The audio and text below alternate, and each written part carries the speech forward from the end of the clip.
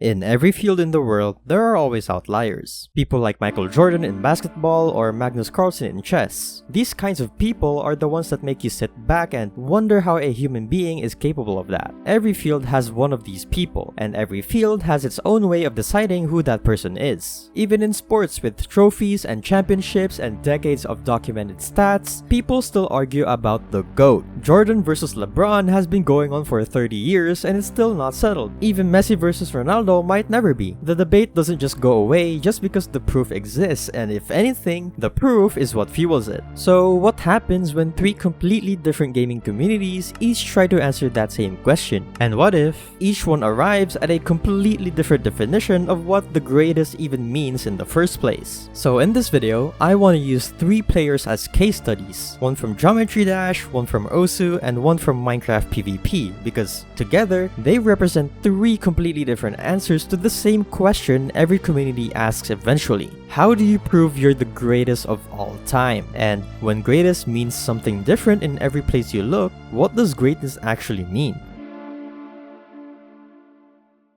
Let me introduce you to Zoink, a Geometry Dash player. Now, most of you know what Geometry Dash is, but if you don't, then let me explain briefly. Geometry Dash is a game that offers no room for error. You guide a shape-shifting icon, whether it's a cube, a ship, or even a UFO, through levels filled with obstacles, and a single mistimed click sends you right back to the start. And this young lion Zoink's YouTube channel was originally Minecraft content, but all of a sudden, his first Geometry Dash video showed up in December 2020 where he decided to upload one just for fun. He slowly transitioned to uploading Geometry Dash videos and documented his progress. And within a year, he was already producing top tier results. Now let me point out that his progression is nowhere close to normal by any means. And in October 2021, about almost a year since he started uploading Geometry Dash videos, he beats Zodiac, his first list demon, jumping straight from a much lower level called Bloodbath. Now, okay, we have some layers to unpack here. First, a list demon is what we call the top 150 hardest extreme demons in Geometry Dash. Now, what the hell is an extreme demon? Extreme demons are levels which require frame-perfect clicks to beat. Players spend months minimum on a single level just to perfect these clicks and beat the level. Fast forward to 2022 and he does something that people thought was literally impossible. He beats Slaughterhouse, the level that was supposedly the absolute ceiling of human capability in Geometry Dash. Now, aside from Space UK, the person who beat the level before him and verified that the level was indeed possible, Zoink was the only other person to have beat the level at this point in time. Except Space UK was actually a cheater, but I have a video covering that. Anyways, by January 2023, he was officially the #1 ranked player on Pointer Crate. And then he did something nobody had ever done before. He verified not 1, not 2, but 3 top 1 levels. One of the top 1 levels, Tidal Wave, alone took him roughly 49,000 attempts over 2 months. Now you might think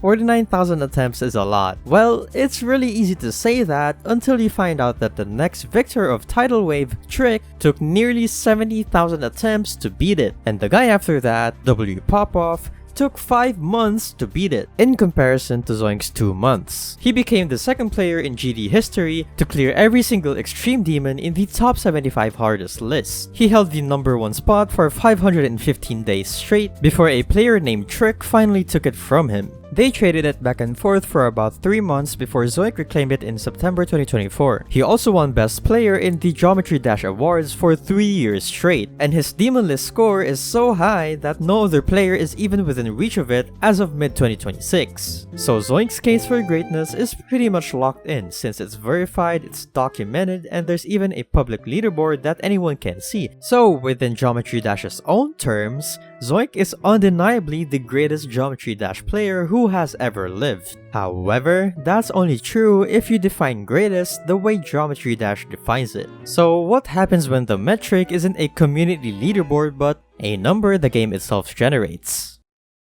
Let's talk about Mrekk, an Osu player. For anyone who doesn't know, Osu is a rhythm game where you aim your cursor at a circle and click to the beat of the music. It sounds simple enough, but at a certain skill level, it gets really difficult. And Brandon Fung, also known as Mrekk, got into Osu because of his older brother when he was 9 back in December 2015. But Mrekk didn't have a computer yet, so he learned on an iPad where he downloaded the unmaintained mobile version of Osu called Osu Stream. and taught himself the basics there until his parents let him use the family laptop, where he created his account as Elite Brandon 365. And just like Zoink, Mrekk improved at a ridiculous pace. He improved faster than many of his older brother's friends, including his older brother. As Mrekk kept playing, he accumulated more performance points, or PP. In Osu, PP is the main metric of skill. If the level's hard and you did really well, the more points you earn to push your way up the global leaderboard. And on April 8, 2021, he finally overtook White Cat for the top 1 spot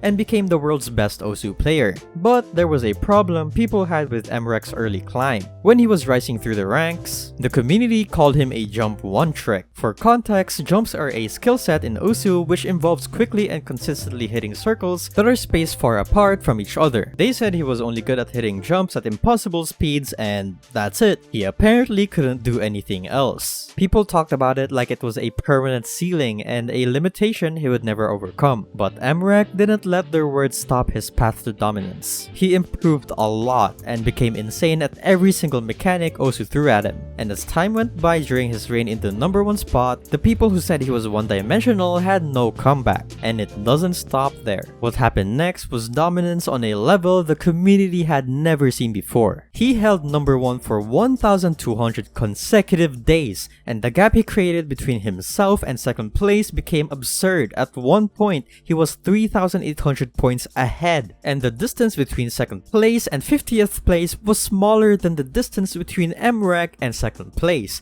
This is genuinely the greed they talk about in the Bible. And on April 27, 2025, he became the first player ever to break the 2000 PP barrier on a single play. But before that even happened, his total PP got so absurdly high that the Osu developers had to update the game just to display it. So they gave him a unique, one-of-a-kind title, Limit Breaker. And the craziness doesn't stop there, because Mrekk wasn't just some performance point farmer. He was also a legitimate tournament competitor. He won BTMC's Roundtable 2 and Corsairs Closed in 2023, and community-wise, he didn't lose either. For 4 years straight from 2021 to 2024, he won the Clicker's Choice Award for Best Player, which is comparable to Zoink's Best Player in Geometry Dash 3-year streak. By 2024, after 3 years of absolute dominance, he finally lost number 1 to a player named Akolibet. But not only did he take it back 13 days later, but he also widened the gap. However, in mid-2026, he lost it again to a player named Kraishina, also known as Tori Mivana. However, many people still consider him as the most dominant Osu player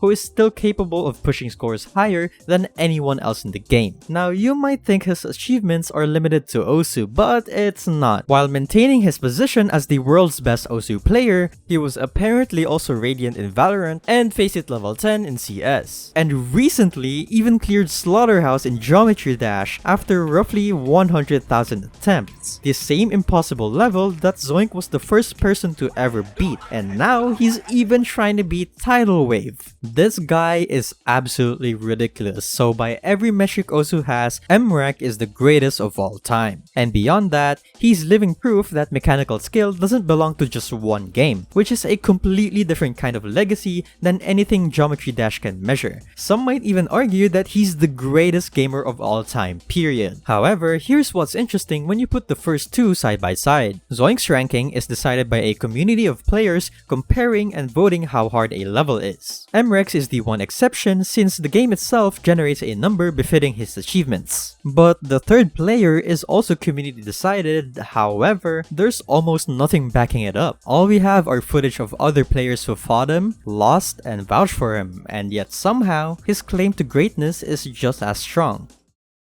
Let me introduce you to ItzRealMe, a Minecraft PvP combat master. Now, I'm pretty sure most of you know what Minecraft is, but some of you might not know that there's a community within that focuses on PvP, just like how there's a community focused on building and speedrunning. Anyways, this section is miles shorter than the other two. There's no Wikipedia page for ItzRealMe, and while he does have a YouTube channel, he only has one video and it's not even gameplay. The only thing that exists publicly is his MC tiers ranking placement, a handful of other creators calling him out for fights, and a very small amount of his own POV footage that were uploaded by other people. Now, compared to Zoink and Mrekk who have a lot of footage to analyze, ItzRealMe may seem suspicious in comparison, but all we have to work with is one handcam video of him barely trying, yet still winning, and also the trust that he's built over the years as a member of the community. Anyways, here's some context you might need to know. Minecraft competitive PvP runs on community-built tier list sites such as MC tiers and PvP tiers. In these communities, players are evaluated by peer testers across several distinct game modes like Crystal PvP, Pot PvP, Sword PvP, UHC,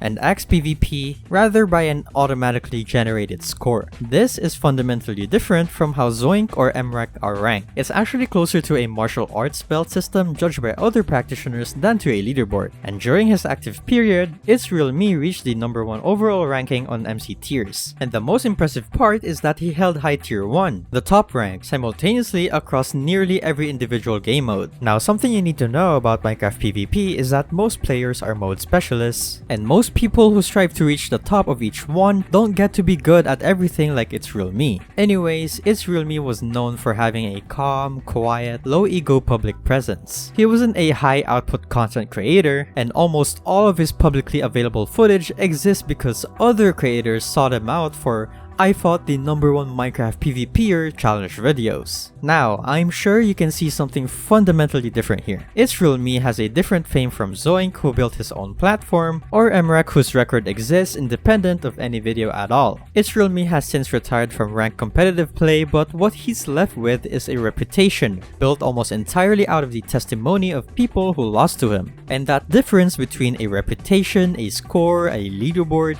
is exactly what makes comparing these three so complicated, because not only did they reach the top, each of them also changed what their game looked like after they got there. So now the question isn't just who was the greatest, but also who actually changed their game the most, or in other words, who had the most impact.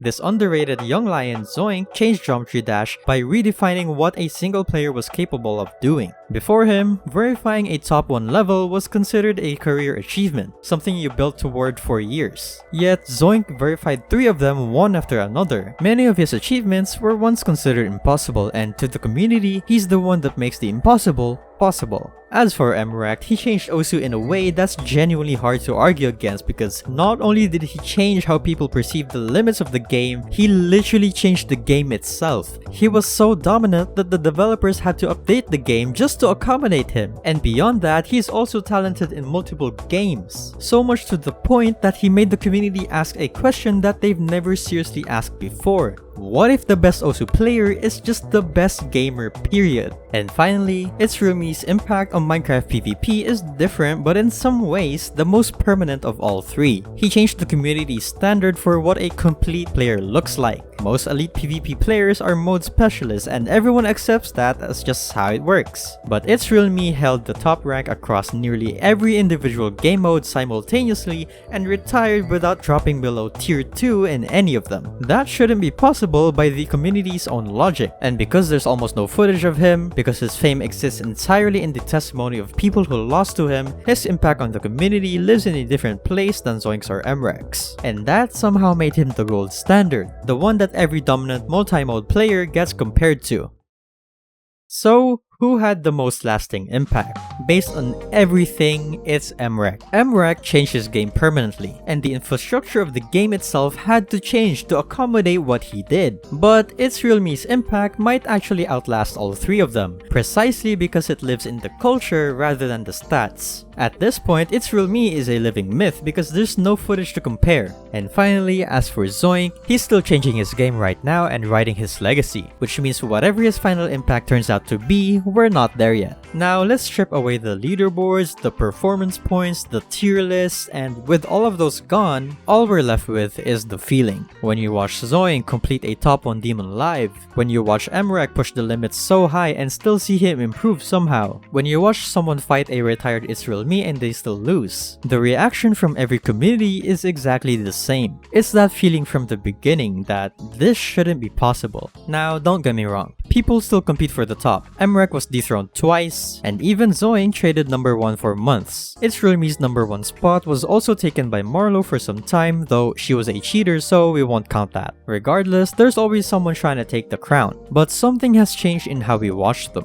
Because when you witness someone operate at that level, you're watching the ceiling of human capability, the human limits, get pushed higher in real time. You're watching someone do something that yesterday everyone said couldn't be done. So to answer the question of who's the GOAT of all GOATs, honestly, that's up to you. There's no objective answer to that question, and it's probably the most satisfying answer we could get. But what they all share is something better than being the best. They're proof that limits can always be raised higher than we could ever imagine. That's why we can't stop chasing them, and that's why we love the games we play. Thank you all for watching, and if you want more videos like this, please leave a like and comment and subscribe. Yeah, thank you.